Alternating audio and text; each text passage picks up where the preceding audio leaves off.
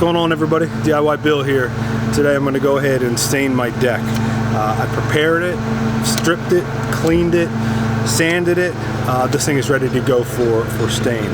I'm going to use oil-based Super Deck by Sherwin-Williams. Oil-based cedar tone transparent stain by Sherwin-Williams. I've done a lot of reviews on this, or read a lot of reviews on this, both good and bad. Mostly the bad. I don't care what the good say. Everybody, has a good opinion and it's going to be the greatest thing on earth. But I really wanted to see what the bad said. And a lot of people said that with the oil-based Super Deck Sherwin-Williams stain, oil-based specifically, is that it does not resist mold or mildew. It actually attracts it or something along those lines. So I was pretty concerned when I read that because I had already purchased this stuff. So I contacted Sherwin-Williams and they assured me, no, there's a chemical in there that actually resists mold and mildew. But the conclusion I've come to is that if you have a deck, if you have a wood deck, whether it's mold or mildew, you're always going to be maintaining it. You're always going to be cleaning it. You're always going to be painting it, stripping it. You're always going to be fighting with, if you paint it, the paint's going to come off in big sections, or if you paint it with a water-based stain, it's going to flake off like mine did last year if you don't put it on properly. So I mean, you're going to be fighting a battle no matter what, unless you have Trex deck or whatever they are, a plastic deck where you have no maintenance. But if you have a wood deck, you're always going to be maintaining it. So this is what I'm going to use, and I'll show you before and after. Actually, I have a few videos up already of what my deck looks like before, but I'll show you what it looks like after. I'll do a time-lapse video at the same time. I'm going to put it on with, I'm going to start out with a black hair bristle natural hair brush specifically for oil-based stains. Purdy is the brand I'm going to use. I'm going to apply it with this myself. I got about a little over 400 square foot deck. I might switch over to the bigger, I have a bigger brush. Here's my bigger brush. I can actually take this handle off and stand up and paint it that way. I'll probably end up switching over. But anyway, I'd like to brush it in because I can actually get in the cracks and the sides of the board a lot easier, and puts a nice coating on.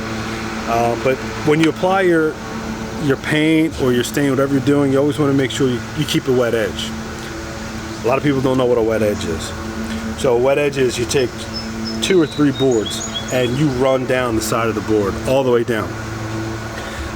If you're doing 3 boards at once, then you do all 3 boards at once straight down from one end of the board to the other end of the board. You don't want to start doing it in big giant sections because you'll start to see overlaps and it'll look bad. But yeah, so make sure you keep your wet edge and don't paint yourself into a corner. I've done that before and that's not cool. Just getting out is a pain. You're gonna ruin something. Something's getting ruined. So always make sure you have an escape route. So I'm gonna start in this back corner over here and I'm gonna paint myself up the steps. I'm gonna paint myself out to the top of the deck. So yeah, and make sure you follow the directions on the back of the paint can, because you don't want to do it in the direct sunlight. You don't want to do it if it's too humid out. Right now it's about 77 degrees. It's about almost 5 o'clock. I got about 3 hours of sunlight left, 3.5 almost. So I got plenty of time to go ahead and put some stain on here. It takes 8 hours to dry to the touch. So make sure you have a big gap where you're not going to be on your deck, your dogs and kids and whatever else aren't going to be running around on the deck. You got to have at least 8 hours before you can touch it. Also with this stain, you have to have a 24-hour window before you can apply the second coat, which I will do 2 coats on here. So yeah, that's what I'm going to go ahead and do. Oh, what I also did was I subscribe to this one channel, and I forget the name of the channel, and I'll put it in the comment section below, the name of this channel. All they do is they review stain, and their review of the stain is they just take a deck board and they paint the deck board or stain a deck board with a specific stain, and they do like a time-lapse video over 14 months of the weatherization on the board and what it looks like at the beginning and what it looks like at the end of 14 months. And I'm telling you, every deck board on there that they've done, it gets weathered. It looks like crap after 14 months, especially the one I have.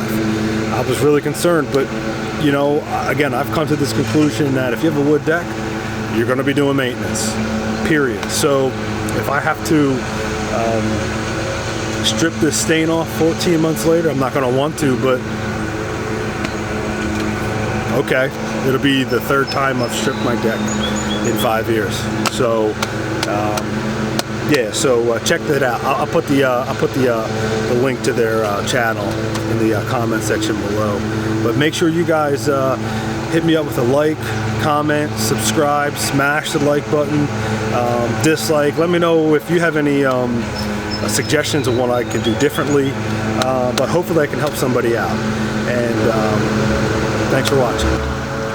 All right, guys, so here's a couple tips too. So when you let your paint cans sit for a little while, you want to make sure that you stir them real good, because what happens is a lot of the sediment from the paint or the stain will sit at the bottom of the can, and I don't know if you can see that clump of sediment at the bottom. That's where the color comes from. So you want to make sure that you really stir it up real nice, you know, before. And make sure you read your cans too. Some of them want, some of them will let you shake them. Some of them do not want you to shake them. They don't want you to get the air bubbles all mixed in. This is a stir. I don't think this one matters, but I like to get that stuff up with the paint stick. Get a nice stir going on in there. Yeah, make sure you do that nice. Otherwise, it's going to come out real watery. So what I'm going to do here is as well, I'm going to start off where I left off, up in that corner. Yeah, you can see it. That looks great. And I'm going to show you how I do a wet edge.